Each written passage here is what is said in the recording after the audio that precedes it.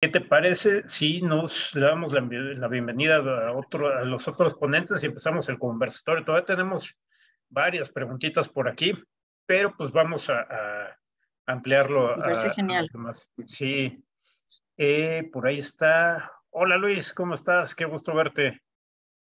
Hola, Eh, hola, ¿qué tal? Muy buenas tardes. Buenas tardes, por Buenas ahí me tardes. pareció ver a Tony Alcalá. Y también ahí está Tony.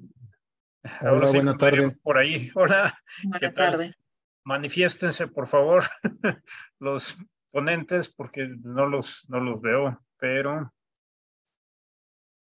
Ya, aquí estamos. ya estamos, ¿verdad? Ya, perfecto. Pues, ¿cómo quieren empezar? ¿Alguna reacción a lo que nos estaba platicando Gabriela de este tema de las diferencias en escala? Este sentimiento que a veces como que agobia, es como si uno va en un tren, ¿no? Que tiene una inercia enorme y está viendo uno la pared enfrente, pone el freno de mano y lo que ustedes quieran y dice, pues, ¿ahora qué? Too late. No, exacto. Y esta llave que quisiéramos que nos salvara, y bueno, todavía sigue siendo como la esperanza, si quieres, un poco loca de la tecnología, de que de pronto, Mm. mágicamente, ¿no? Pero eso de mágicamente, pues pasa mucho en las películas y pasa poco en la vida real, ¿no? Entonces, no sé, ¿cómo ven? Ahí veo a Tony. Adelante, Tony. Gracias. Lo que me agrada mucho de la propuesta de Gabriela, gracias por ella, es sobre todo hacia el cierre, lo enfatiza y creo que con ello cierra muy bien el proyecto de este seminario, de estos conversatorios, es desde cada área tratamos, desde la filosofía, la literatura, las ciencias duras, las ciencias sociales, enfocarnos a la emergencia climática, proponer soluciones y a veces se nos olvida, como estabas diciendo, Francisco, no es solo una llave, sino múltiples llaves, o a lo mejor una llave gigante que con muchas manos medio se podría empezar a girar, pero de repente esperamos que tal área o la que está al lado o la que está muy lejos empiece a contribuir y ya de ahí de las demás vemos si nos podemos pegar y este tipo de encuentros fortalecen el llamado a cerrar filas, empezar a trabajar conjuntamente y buscar estas opciones, ¿no? Ya no digamos áreas, también rangos de edad, rangos de pertenencia, ¿por qué nada más la gente que está investigando? ¿Por qué nada más la gente docente? ¿Por qué nada más la gente en las empresas? ¿Por qué no también el alumnado, la gente en la sociedad? Cada uno por separado tratamos de trabajar y en realidad es encontrar estas formas de llamar a la acción conjunta. Luis, te veo como que encarrerándote. Venga. Gracias, Francisco. Pues bueno, creo que bueno, primero que nada me da muchísimo gusto que estemos llegando a este conversatorio final después de un mes dedicado, ¿no? A analizar las perspectivas humanísticas con respecto al cambio climático, al antropoceno. De nuevo agradezco mucho tu apertura, Francisco, para que trabajáramos en conjunto Al en contrario, hombre. esta iniciativa. Y pues que finalmente a lo largo de estas semanas hemos reflexionado desde distintos puntos de vista, distintas áreas de las humanidades, pues y visto algunas reflexiones importantes, manifestaciones que se están dando en este tiempo, ¿no? Pero básicamente es creo que el punto principal era poder mostrar, sensibilizar a los públicos que atienden aquí a estos seminarios, pues perspectivas que usualmente no son parte de las discusiones, ¿no? Que usualmente no se conocen, no están ni siquiera acostumbrados, ¿no? A que esto es algo siquiera importante o relevante en términos de las discusiones que se tienen que tener.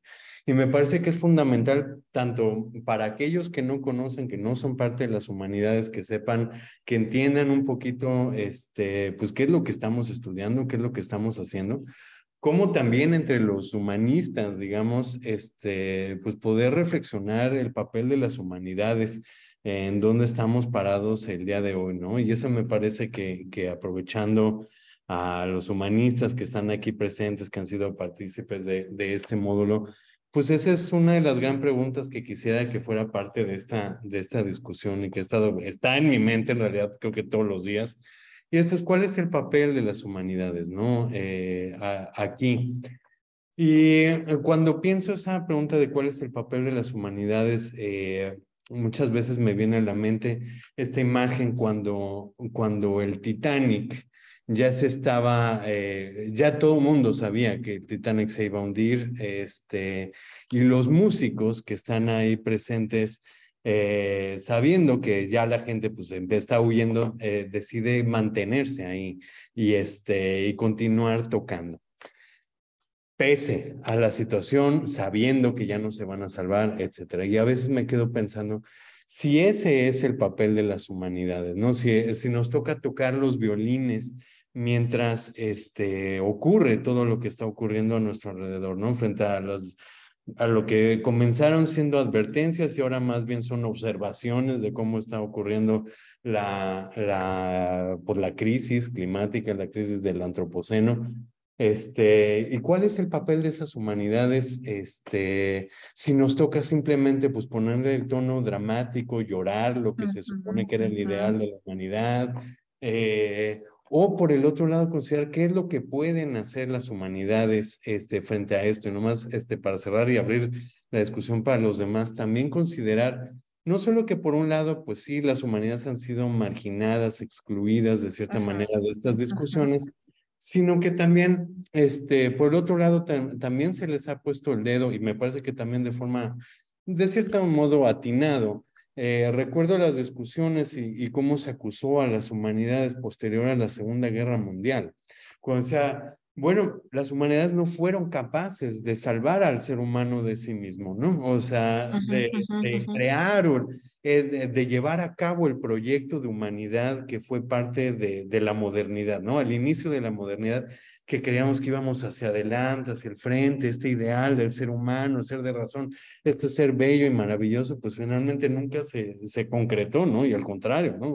Se fue mostrando cada vez de forma más monstruosa, ¿no? Entonces, sobre todo, después de la Segunda Guerra Mundial se hacen numerosas críticas diciendo las humanidades no fueron capaces, ¿no? No fueron capaces de evitar que el ser humano se transformara en el monstruo que resultó ser, ¿no? Sobre todo hay muy puntuales las críticas después de, pues, no solo el holocausto, sino también por las bombas atómicas, etcétera, ¿no? Por la situación post Segunda Guerra Mundial, pues no es tan distinta, digamos, de lo que estamos viviendo ahora. Tal vez es una violencia de otro tipo, la que se está viviendo, una violencia lenta, como diría un actor recientemente, pero no es tan distinto, ¿no? Entonces, pues, ¿cuál es el papel de las humanidades? Por un lado, nos quedamos con el violín llorando lo que pudo haber sido, o por el otro lado, pues, ¿qué podemos hacer siendo que a lo largo de todo este tiempo, pues, también no ha sido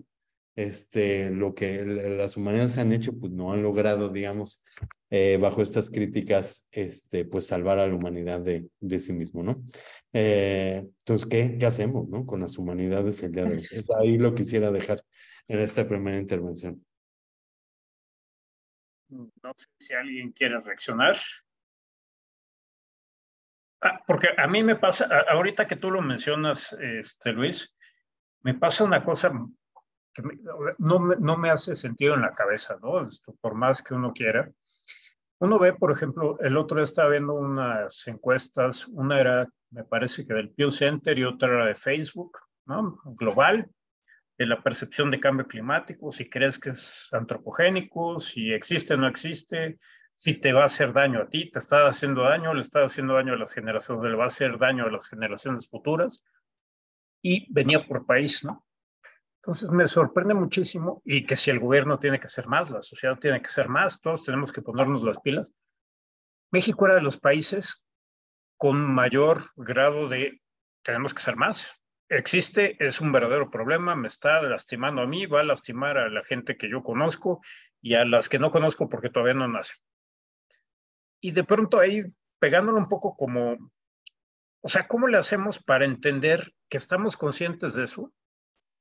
Y no parece que tengamos unos cambios tan radicales, digamos, en nuestra manera de ser. O sea, me recuerda un poco la plática de Tony, ¿no? O sea, de pronto a lo mejor estamos construyendo tanto desde, por ejemplo, los que hacemos los numeritos de cómo nos va a pegar cambio climático y este tipo de cosas, como cómo se lo narramos a la gente, ¿no? Estamos construyendo como un Cthulhu, ¿no? Que dices, caramba, ya nos cargó el payaso, como diríamos, dominicalmente, pero como que se vuelve un monstruo como de ficción o algo como, sí, sí, está bien, pero sigamos con nuestras vidas en lo que, como tú dirías, sigamos tocando los violines, no solo la parte de las humanidades, sino todos juntitos y pues ni modo, ¿no? No sé cómo manejamos estas disonancias cognitivas, si le quieren llamar así.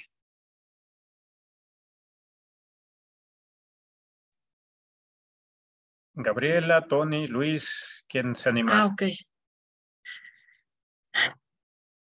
Pues a ver, digo, yo estaba leyendo las preguntas en el chat, ¿no? Y bueno, alguien preguntaba por los desafíos, ¿no? A los que nos enfrentamos. Y bueno, yo creo que uno de ellos es justo las disonancias de las que hablas tú, Francisco, ¿no? Y que bueno, que yo pues he optado por caracterizar en términos de conflictos de escala, ¿no? Y bueno, o sea, ya describí un poco mi apuesta, que me cuesta trabajo, la verdad, como precisar más, porque a lo mejor lo que yo estoy tomando como modelo, ¿no? Para, digamos, responder al desafío de los límites de la representación, los conflictos de escala, las disonancias cognitivas, etcétera.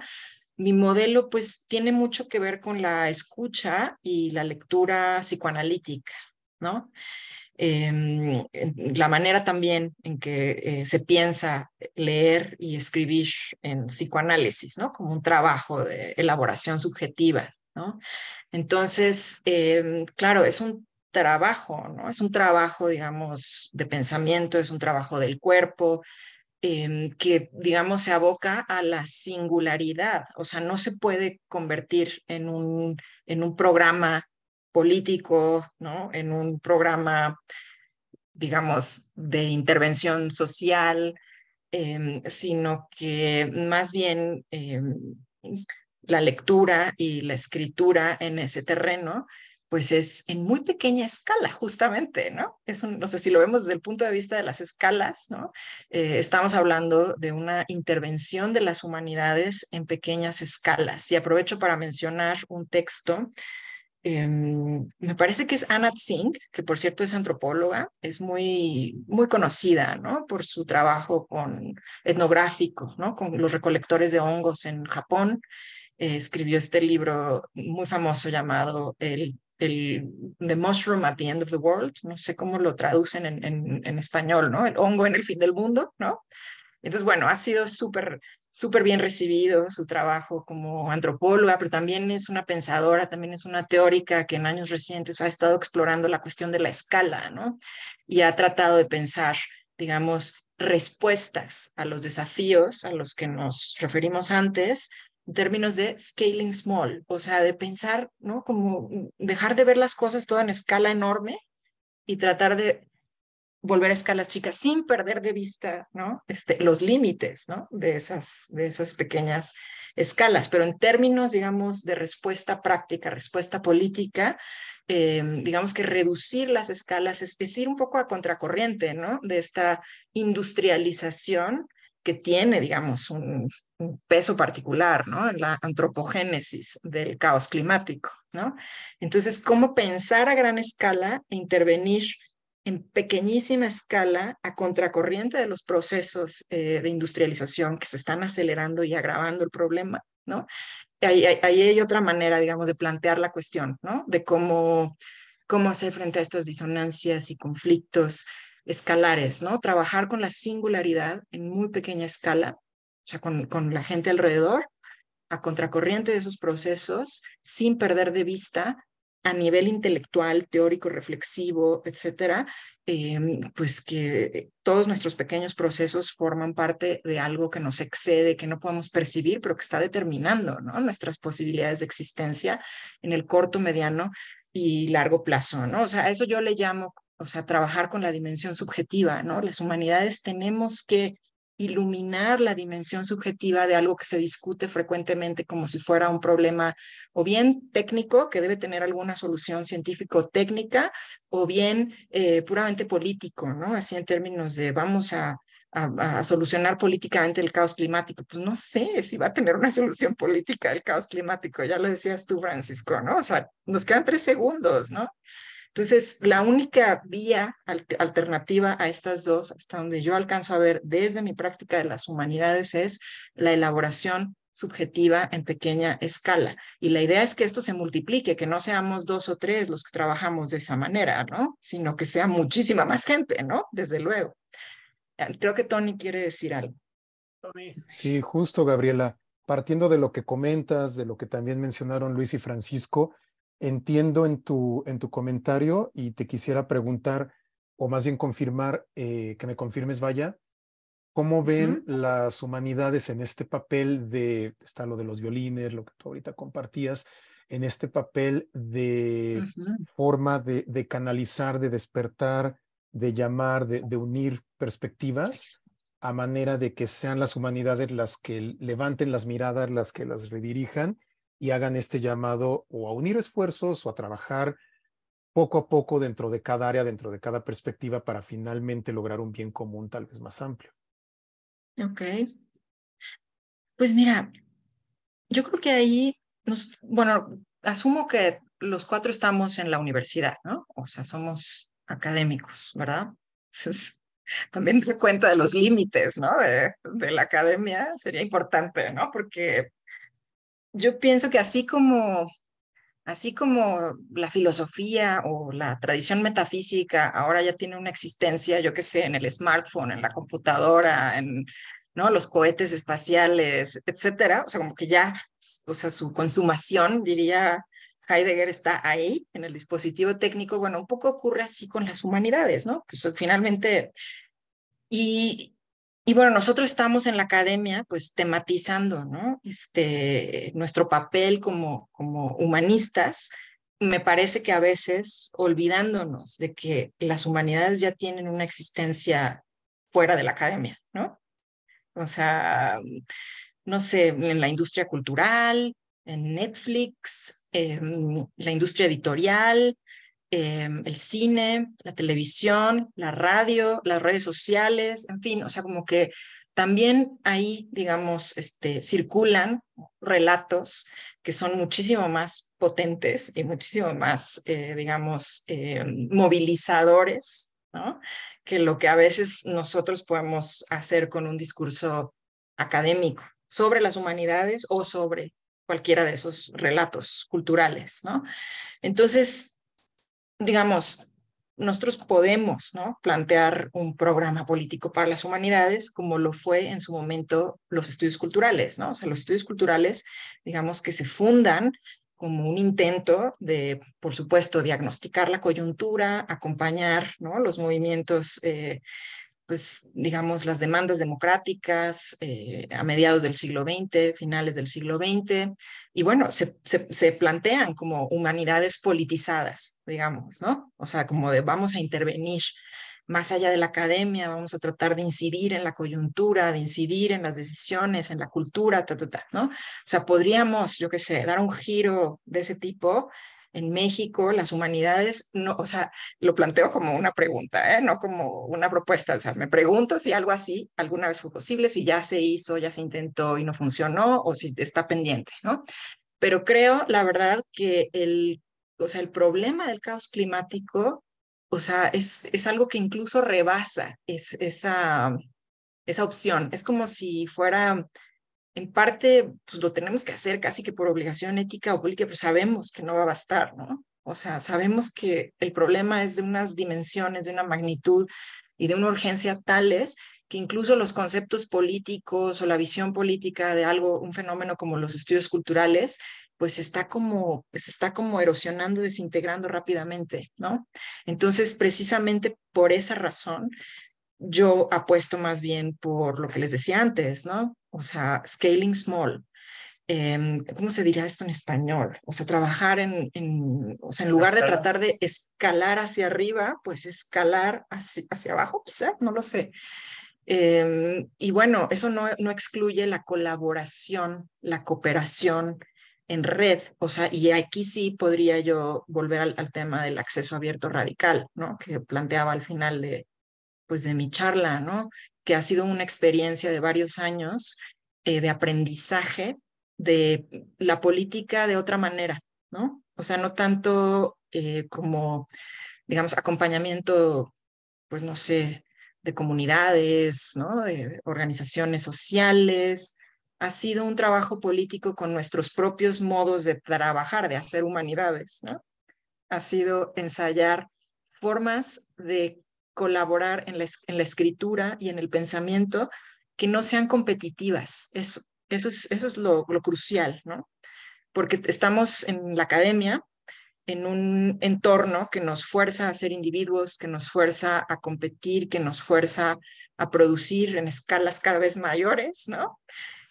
Con criterios, digamos, muy técnicos, ¿no? Muy de eficiencia, y eso, pues, en parte explica, ¿no? ¿Por qué seguimos tematizando las humanidades en lugar de estar, yo qué sé, haciendo incidencia social, que también nos piden, ¿verdad? Pero, pero bueno, o sea, tratar como de alterar esa forma de existencia impuesta, ¿no? A través de colaboraciones y experimentos, ¿no? O sea, que están, digamos, muy, pues eso, como imbuidos, ¿no? De una ética más bien igualitarista, anarquista, etcétera. Para mí ha sido una experiencia política en otro sentido, ¿no? O sea, no en el sentido de influir en la política pública o, yo qué sé, gobernar, ¿no? Pero creo que eso es algo que se puede extender y que provee también una cierta infraestructura, en parte una infraestructura, pues sí, de plataformas de escritura, ¿no? O sea, les comentaba de este proyecto, ¿no? De monografías en acceso abierto, pero también una infraestructura cultural y espiritual incluso, ¿no? O sea, tener con quién trabajar, eso es así como esencial, ¿no? Entonces, pues no sé, o sea, creo que al final, y con esto acabo, perdón, estoy hablando muchísimo, este, o sea, al final creo que escalar hacia abajo tiene que ver también con eh, renunciar a ciertas expectativas, ¿no? Que tenemos asociadas con el trabajo académico, ¿no? Expectativas de solución, de, ¿no? Resultados, etcétera. Y esto pues es delicado decirlo, ¿verdad? Porque contradice el lenguaje de nuestras instituciones, pero, o sea, desde un punto de vista a lo mejor, pues eso, más filosófico, literario, creo que tiene que ver con eso.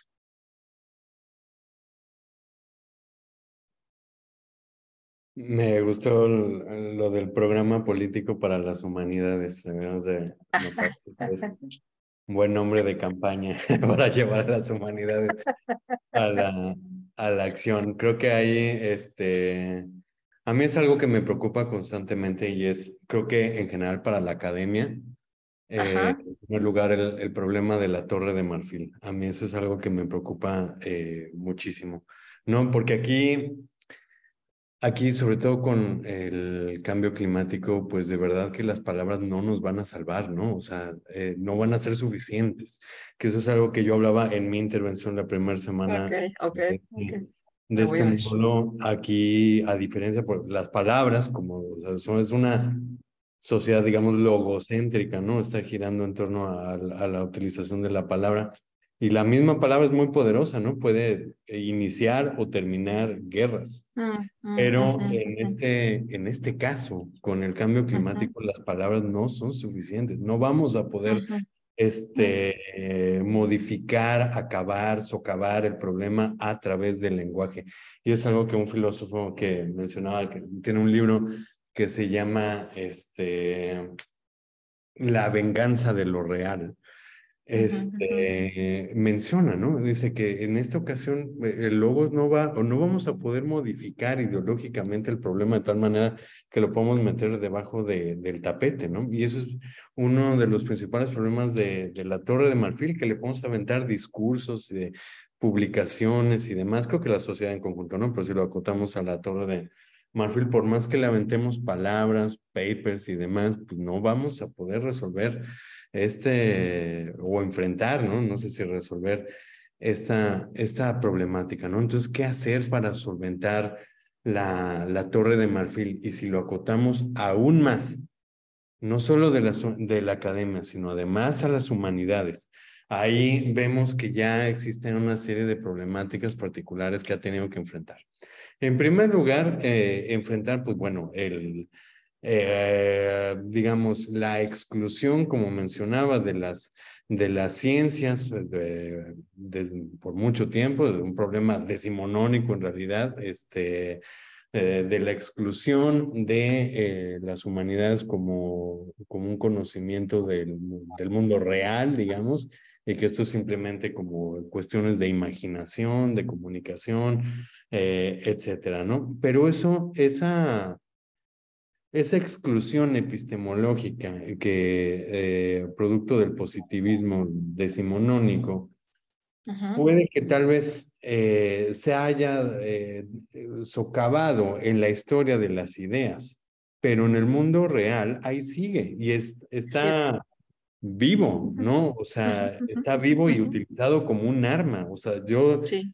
prácticamente todos los días sigo que tener defendiendo por qué las humanidades son relevantes, por qué no solo las ciencias son los únicos que tienen que ver con la realidad, con la verdad, etcétera. Hasta el día de hoy sigue siendo, valga la redundancia, una realidad, ¿no? O sea, seguimos discutiendo esas cuestiones, aunque lo pensemos como en la historia de las ideas, que el positivismo pues ya quedó superado.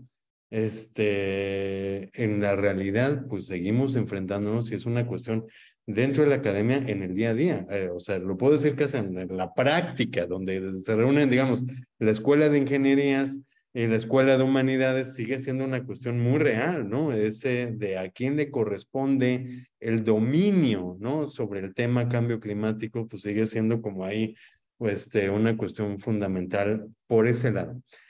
Pero ahora creo que también las humanidades y los humanistas creo que nos hemos quedado llorando esta situación y un tanto amargados de esta situación por mucho tiempo, ¿no? O sea, que quedamos como, ay, nos desprecian los científicos y como nos desprecian, entonces nos encerramos aún más. Y eso siento que es algo, lo escucho, lo veo entre colegas humanistas que de plano ante la hostilidad con los métodos o con la realpolitik de las ciencias, se encierran aún más y entonces hay menos diálogo. Pero al mismo tiempo preguntarle a esos humanistas, ¿qué tanto conocen de las ciencias? ¿Qué tanto conocen de los problemas que están aconteciendo hoy? ¿No? O sea, uno con el cambio climático, con todos los problemas derivados del antropoceno, pero pues también de problemas genéticos, de inteligencia artificial, etcétera, ¿no? Una serie de problemáticas que están aconteciendo actualmente. ¿Cuántos humanistas están a la altura de la problemática? Y ahí, por supuesto, digamos, durante la posmodernidad, diversos críticos, sobre todo franceses, fuertes ataques, ¿no?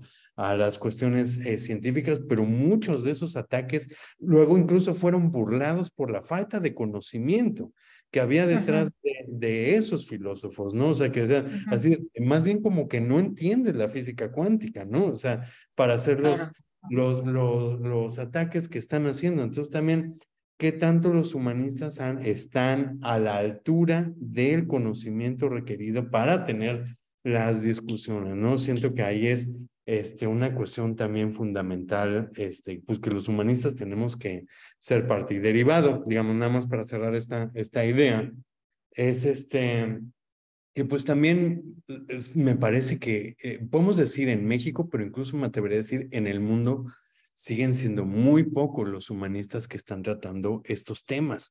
Y yo vuelto a mi alrededor con otros filósofos, con otra gente que está haciendo humanidades y seguimos, voy a decir en plural y voy a decir seguimos, para que no sea como yo veo desde acá, ¿no? Seguimos haciendo, por ejemplo, que crítica al comentario de Aristóteles, crítica a la obra de Shakespeare, a no sé qué. Y por supuesto, son temas maravillosos, excelentes, todas estas cosas, pero por Dios, que las humanidades ya volteen la mirada a lo que está aconteciendo ahora. Yo conozco diversas instituciones que están perdidas en el siglo XVIII, o sea, las humanidades están como en otro siglo totalmente, ¿no? Sí, Entonces, y que siguen haciendo comentarios, la filosofía sigue haciendo comentarios que a Parménides, que a Aristóteles, que a no sé quién, y solo por el hecho de glosar sobre la obra de Aristóteles, o sea, no volteándolos ni siquiera a las problemáticas actuales, no que no tengan que ver, sino que simplemente volcados a la obra en sí. Entonces, ¿dónde están esos humanistas ante estas problemáticas actuales? No nos podemos quejar muchas veces, no estamos, no nos llaman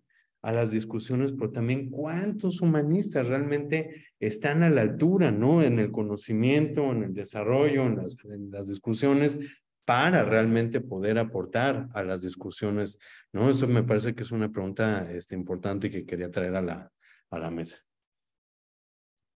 Completamente de acuerdo. Pues sí. Y nada más le añado una y te paso la bola, Gabriela. Está bien, está bien. Con todo lo que decía Luis, ¿cómo o sea, en este tiempo en el que estamos como en un momento de pulverización de todo, o sea, por ejemplo, de las narrativas, del conocimiento, de las artes, de todo, por ejemplo, tomando la música. Hay cosas muy buenas en la música, pero estamos siendo arrollados por la música comercial, el lenguaje comercial. Tú mencionabas Netflix, hay cosas de ideas de mucha calidad o que aportan, pero la marejada es enorme, ¿no? Y viene acompañada de este sentimiento contracientífico, contraintelectual, contra academia de la sociedad, donde no creo en las vacunas, no creo en que la Tierra sea una esfera, sino que es plana. O sea, cosas que van más allá Claro, sí. de lo que uno se pudiera imaginar en una noche de pesadilla con fiebre de 40 grados, Sí. ¿no?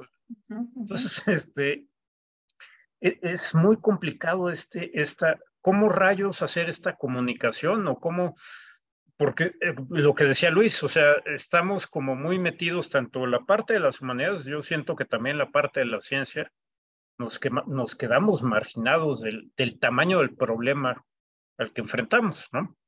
Sí. Entonces, es muy complicada esta salida de buscarlo en sí mismo y de reducir la escala. También, ¿cómo hacemos para que eso tenga un movimiento coherente, digamos, en la otra escala? O sea, bajarnos a nuestra escala y que se propicie algo de mayor escala que pueda medio responder a todas estas cosas que estamos viviendo.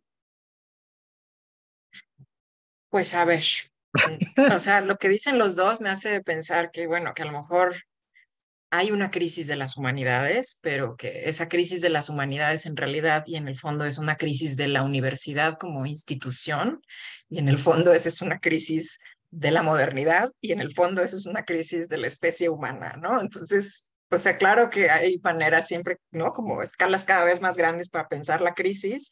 Y bueno, aquí empezamos con una escala que va más allá de lo humano, ¿no? Porque incluso cuando estemos de acuerdo en que el capitalismo es responsable de los gases y de muchos procesos, ¿no? Que no está claro ahora mismo, pues si se pueden revertir, hasta qué punto, cuándo, etcétera, ¿no? O sea, incluso si estamos de acuerdo con eso, pues hay algo, ¿no? Del caos climático que no es humanamente solucionable ni comprensible, ¿no? Y bueno, o sea, ese es el marco más general de la crisis de las instituciones modernas. Lo último que mencionabas, ¿no? O sea, que tiene que ver con lo de Latour, ¿no? Que decía él, híjole, pues es que la crítica ya no es algo que hacemos las humanidades en la universidad, es algo que así como la técnica, ¿no? O sea, ya está diseminado en el todo social y se manifiesta de maneras en realidad muy tóxicas, ¿no? O sea, que van en contra del propio proyecto ilustrado, ¿no? Con el que asociamos a la crítica, ¿no? En lugar de salir de la minoría de edad, nos estamos volviendo todos negacionistas del cambio climático, ¿no? O sea, es lo que está pasando con la crítica, ¿no? Y no, mientras nosotros en la universidad, pues reivindicando la crítica, pues ¿qué significa eso, no? O sea, hay algo que está cambiando y nos tenemos que poner a pensar en eso, ¿no? Luego, a ver, hay otra cuestión, y a lo mejor ahorita me acuerdo bien, así, o trato de volver a esto, pero voy a lo que decía, ¿cómo se llama? Luis, ¿no? Decía, es que hay que la palabra no nos va a salvar. O sea, el hecho de que Latour, por ejemplo, esté diciendo esas cosas y de que haya una corriente postcrítica y que haya debates de las humanidades, sobre las humanidades, entre las humanidades, con las ciencias, sin las ciencias, pues toda esa explosión discursiva no nos va a salvar, ¿no? Me parece que así es como empezaba Luis reflexionando y hablaba del logocentrismo, ¿no? De nuestra tradición, que efectivamente, ¿no? Le atribuye unos poderes a la palabra concebida de esa manera, ¿no? Como en términos casi mágicos o religiosos, ¿no? Y bueno, yo creo que de lo que intenté hablar, pues fue justo de otro tipo de concepción del lenguaje, ¿no? Una concepción no logocéntrica del lenguaje, ¿no? Pues que requiere justamente, ahora sí que tomar distancia, ¿no? O sea, como distinguir entre estas diversas escalas, ¿no? O sea, en última escala no lo podemos controlar. Luego está el capitalismo y las dinámicas estructurales de la globalización. Luego están, pues, la crisis de las instituciones modernas, incluyendo la universidad. Y en diferentes contextos, porque él hablaba de México y cómo tenemos una tradición o una configuración muy disciplinaria en la Universidad Mexicana, ¿verdad? Y muy positivista, ¿no? Este positivismo cultural que tú decías, bueno, pues los científicos, por supuesto, ¿no? O sea, como que es como más natural encontrar ahí un cierto talante positivista en las ciencias, pero lo encontramos incluso en las humanidades, ¿no? Y en las políticas científicas ni se diga, ¿no? Porque, o sea, como que tratan de concebir a las humanidades también como disciplinas científicas cuando no somos disciplinas científicas, ¿no? Y es muy difícil expresar y explicar, ¿no? Cómo algo puede ser conocimiento sin ser ciencia, ¿no? O cómo algo puede contar, digamos, como saber sin ser conocimiento científico, ¿no? Entonces, bueno, eso se ve reflejado en las políticas institucionales, no lo tengo que detallar, todos ustedes lo saben, pero sí me pareció muy acertada la vinculación entre un logocentrismo y un positivismo cultural que se manifiesta de cierta manera particular en México, pero, o sea, a lo mejor respondería a eso con lo que dije antes, ¿no? O sea, que en realidad, lo que habría dos cosas que se me ocurre hacer, ¿no? Una es tener muy claro que discurrir sobre las humanidades y las ciencias no nos va a salvar. Eso es lo primero, ¿no? No nos va a salvar. Y sin embargo, a pesar de eso, podría ser interesante, o al menos a mí me parece interesante la perspectiva de, a lo mejor ya existe, y yo no conozco, pero ustedes me pueden recomendar un texto. Hay un texto de Stuart Hall de 1990 que se llama La crisis de las humanidades y el surgimiento de los estudios culturales. A lo mejor lo conocen, es un texto ya muy clásico, muchos cursos de estudios culturales empiezan con ese ensayo, que es una especie de testimonio, ¿no? De cómo se llegó al Centro de Estudios Culturales Contemporáneos de Birmingham en los años 60, pues, cómo se fue creando este campo, ¿no? Interdisciplinario o postdisciplinario de los estudios culturales a raíz de una crisis de las humanidades. Y entonces ahí Stuart Hall pues caracteriza la crisis de las humanidades en términos de, o sea, de que las humanidades en ese momento ya no están aportando una formación a la sociedad de posguerra inglesa, ¿no? O sea, lo que están haciendo pues es tratar como de preservar un canon, ¿no? Más asociado a la historia imperial, ¿no? De la nación inglesa, y están teniendo un papel como defensivo en relación con el cambio social, el cambio cultural que se da con, digamos, la instalación, ¿no? De esta sociedad de consumo masivo y la llegada también de pues las diásporas, ¿no? De todo el imperio, etcétera, etcétera. Entonces, la gente que funda los estudios culturales tiene formación en literatura, o sí, en literatura sobre todo, ¿no? O sea, son egresados de Oxford o de Cambridge, ¿no? Entonces, pero son pobres, o sea, tienen un background, digamos, de clase trabajadora, y lo que les interesa más bien es entender lo que está sucediendo a su alrededor y entonces ponen sus herramientas de análisis literario al servicio del estudio del cambio social. Y entonces, o sea, regreso a lo que iba a como proponer. Bueno, no, yo no sé si existe un texto sobre la crisis de las humanidades en México que sea comparable a ese, ¿no? O sea, llegó un momento en que las humanidades en México no están respondiendo, ¿no? A la lectura de cómo está cambiando la sociedad. Digo, no es que tenga que haber ese texto, o sea, por muchas razones no lo hay o no lo hubo de la misma manera o sí lo hay, en fin, pero creo que podría ser interesante como retomarlo ahora en relación con los temas de caos climático, ¿no? O sea, de si tenemos una crisis de las humanidades en relación con todos los procesos que están rebasando, ¿no? O sea, la capacidad, ¿no?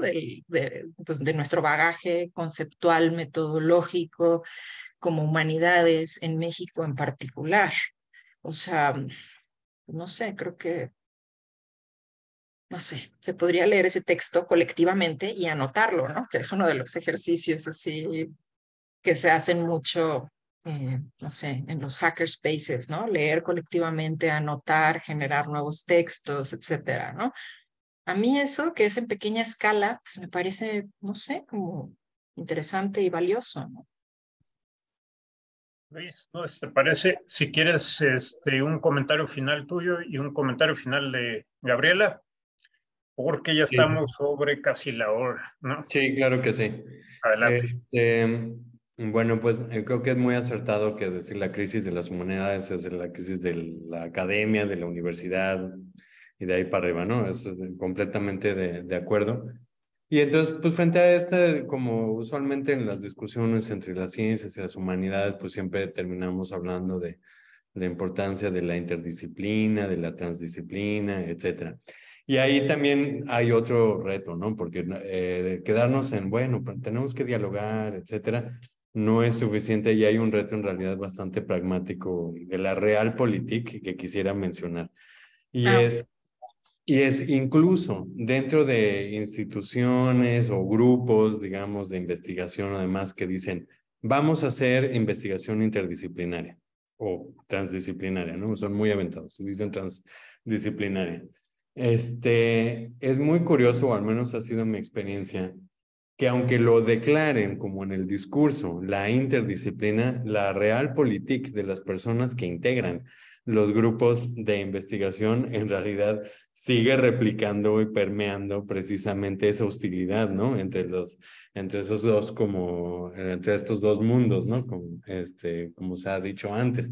En mi experiencia directa y relevante aquí, sobre todo para el tema, en el IPCC, ahí directamente, pues ahora que participé en el sexto informe de evaluación, pues no dejaba de ser, o sea, aunque en el discurso lo hablaban, ¿no? La necesidad de la interdisciplina, que las ciencias sociales y por ahí se aventan, y las humanidades sean parte de las discusiones a la hora de que ya estás frente a frente con las personas y te dicen, bueno, ¿a qué te dedicas? Y que menciona uno, pues yo estudié filosofía.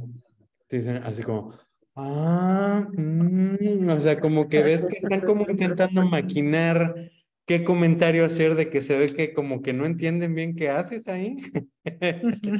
Algunos de ellos, por el otro también, por supuesto, personas que dicen, qué bueno, qué importante que estés aquí, etcétera.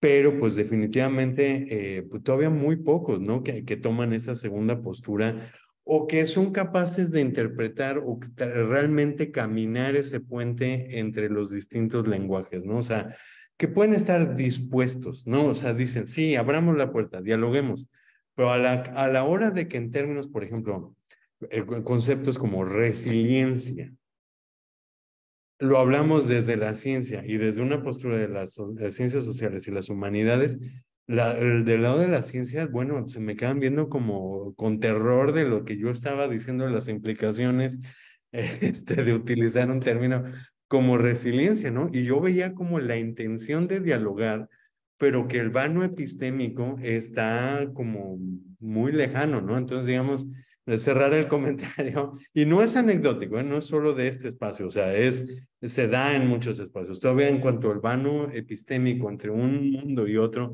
todavía es muy amplio, incluso cuando se declara la intención de cooperar entre estos distintos mundos, ¿no? Entonces ya en la realpolitik, la cuestión más práctica, todavía hay un mundo de cómo poder realmente hablarnos, ¿no? Entre distintas disciplinas, todavía es algo que tenemos que atacar. Y simplemente para cerrar, cuando yo volteo con mis colegas humanísticos y digo, retomando mi intervención anterior, tenemos que voltear a los problemas actuales.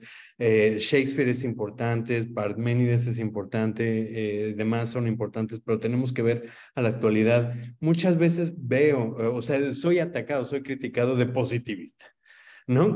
O que estoy siendo tecnocrático. Que ya me comió el discurso tecnocrático, ¿no? Frente a esto, y no, la verdad es que yo amo, digamos, las humanidades, amo a Shakespeare, amo el quehacer de las humanidades, pero sí creo que tenemos que voltear a los problemas que tenemos realmente. Creo que somos de muy pocos todavía los que estamos hablando y discutiendo estas temáticas, y peor, los que están participando en la toma de decisiones, porque ahí justamente muchas de las personas que están tomando estas decisiones o haciendo recomendaciones de política pública están diciendo unas cosas que tienen unas implicaciones brutales en términos éticos, y que ni siquiera se dan cuenta, ¿no? Y pues simplemente ahí en el IPCC pues éramos 2, 3 personas con una formación más o menos humanística, que por supuesto no podemos estar en todos los debates, ¿no? Ni ser parte de todos los capítulos y estar corrigiendo la plana a todos. Digo, no que sea la intención corregir la plana, pero dialogar, ¿no? Digamos. ¿No? Entonces, que siguen siendo muy pocos quienes están siendo parte de esa toma de decisiones, de esas recomendaciones de política pública que son absolutamente urgentes. Entonces, simplemente cerrar con un llamado a aquellos que estén cercanos a las humanidades, que sí hay un campo, que sí hay mucho que se puede discutir, que se puede trabajar, que se puede investigar, y que es urgente que tengamos una visión conciliadora con las ciencias, práctica, pragmática, enfocada en los problemas que están ocurriendo actualmente, porque pues como bien mencionó Francisco, el problema no solo es grave, sino además es urgente, y este tipo de consideraciones y aportaciones y diálogos pues se necesitan más que nunca. Y pues muchas gracias por la invitación de nuevo, Francisco. No, al contrario. Gabriela, adelante. Un comentario final, si quieres. Sí, ya nos pasamos de tiempo, ¿no? Poquitín. Mira, o sea, trataré de no tardar más de un minuto. O sea, yo creo que, a ver, el texto de Stuart Hall también habla de esto, de la interdisciplina y, o sea, digo, nada más como para insistir en que se revise, pero yo creo que lo ha dicho bien Luis. O sea, se trata de trabajar con problemas, ¿no? O sea, porque es verdad que hay mucho discurso institucional vacuo, ¿no? Y bueno, obedece a una larga tradición de uso de las humanidades como ornamento, ¿no? O sea, como que si decimos que hay humanidades, entonces eso le da un cierto caché o una cierta aura a lo que sea, ¿no? Si están las humanidades, aunque nadie entienda qué hacen ni por qué están ahí exactamente, ¿no? Pero hay como este uso ornamental, ¿no? De la referencia a las humanidades. Vamos a ver si en CONACYT es de otra manera, ¿no? El CONACHECYT nuevo. No lo sabemos, vamos a ver, ojalá que sí. Pero bueno, o sea, en ese como discurso pues vacuo, ¿no? De la interdisciplina, resuena este uso ornamental de las humanidades, ¿no? O sea, como que también se ha vuelto una costumbre en todas partes, decir, sí, viva la interdisciplina y trabajen interdisciplinariamente sin que se entienda cómo se hace eso y sobre todo por qué, en qué circunstancias conviene hacerlo, etcétera. O sea, yo creo que las disciplinas pues tienen su propia lógica, que bueno, tiene que ser como es para que las disciplinas se mantengan y bueno, crezcan en algunos casos, sobre todo en las ciencias, etcétera, ¿no? Pero sin una lógica disciplinaria, pues está difícil, ¿no? Que haya acumulación de saber, que es lo que le interesa a las instituciones, a la universidad por definición. Entonces hay que dejar de concebir la interdisciplina como ir contra esa lógica disciplinaria y más bien, como decía Luis, o sea, crear espacios para que se trabaje a partir de problemas. Y ahí los problemas se tienen que construir con las aportaciones de las disciplinas que sean relevantes. No se trata de que hay un problema científico y luego llegamos las humanidades a opinar, porque eso es justamente lo que no funciona, ¿verdad? Entonces, o sea y bueno, ahí hay también una explosión discursiva sobre la interdisciplina, la multidisciplina, la transdisciplina, y bueno, es verdad que también pueden ser discusiones súper aburridas y burocráticas, porque la experiencia de todo el mundo es que no funciona, ¿no? Entonces, pero, y sin embargo es urgente y necesario construir los problemas considerando, por ejemplo, ¿no? La dimensión subjetiva, en el caso de los problemas ambientales o complejos, ¿no? Como es el caos climático, pero ahí tiene que estar la filosofía, la literatura, en fin, toda nuestra discursividad crítica y postcrítica en la construcción del problema, no como un visitante así de honor, ¿no? Porque eso, yo tampoco me prestaría a eso ya más, ¿no? Ya, prefiero trabajar en pequeñísima escala, ¿no? Y ya. Pero muchas gracias por la invitación, ¿eh? Ha sido un placer compartir con ustedes y bueno, ahí No, pues al estamos. contrario. Un gustazo esta colaboración. Esperemos que haya muchísimas más. Muchísimas Ojalá gracias sí. a ti, Gabriela. Muchísimas gracias a Nadia, que no pudo estar. Muchísimas gracias a Tony, que estuvo que ir. Y por supuesto a Luis, por estar aquí, por compartir su conocimiento y por toda la organización que hicimos juntos entre el TEC de Monterrey y el programa de investigación en cambio Wow, climático de la UNAM. Fue fabuloso. padrísimo. Hay que seguir con estas colaboraciones. Claro que sí. claro que sí, Francisco. Muchísimas gracias a ti. Y gracias, Gabriela. Un gran gusto Un dialogar gusto contigo. siempre. Sale. Un gustazo. Y bueno, pues me queda la parte de despedir este módulo y de anunciar el que sigue. Vamos al módulo 19. Ya ahí la llevamos con 19 módulos y vamos a dar un salto de estos casi cuánticos. Ahora nos vamos el módulo que viene va a estar dedicado a las herramientas que se han estado desarrollando en el programa de investigación en cambio climático con otras dependencias para facilitar pues, que tengamos acceso a conocimiento, a proyecciones, a tratar de entender qué pasa si el mundo se va por este lado o se va por otra trayectoria. Y vamos a empezar el próximo jueves, no mañana, sino el de la otra semana, con... y además una cosa muy importante, no es solamente una conferencia, va a haber, digamos, una explicación de la parte teórica detrás de estas herramientas, pero realmente lo estamos pensando como un taller, donde uno aprenda a usar esas herramientas que están hechas para eso, ¿no? Para usuarios que no necesariamente tienen que ser expertos en ese tema en particular, pero que tienen un interés, digamos, en cambio climático y en sus efectos. Entonces empezamos con el Atlas de Enfermedades Infecciosas en México, una herramienta epidemiológica espacial, ¿no?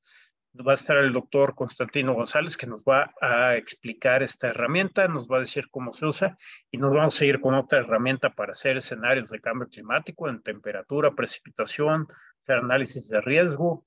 Vamos a seguir con otra herramienta para ver los impactos en la agricultura. Vamos a seguir con otra herramienta para ver impactos en biodiversidad. Y vamos a seguir con una cosa que le hemos llamado aquí que se llama DataPink. Tenemos un portal para el intercambio, modelación y visualización de datos de cambio climático, que por cierto está abierto. Todo esto son productos libres, todo el mundo los puede descargar, los puede usar y también, muy importante, puede contribuir a su desarrollo, ¿no? Entonces creo que va a estar muy interesante. Ojalá puedan acompañarnos todos ustedes. Y pues Claro que otra sí. vez, muchísimas gracias. Un abrazo a todos Un y nos estamos abrazo. viendo Sí. pronto. Gracias. Bye. Chao.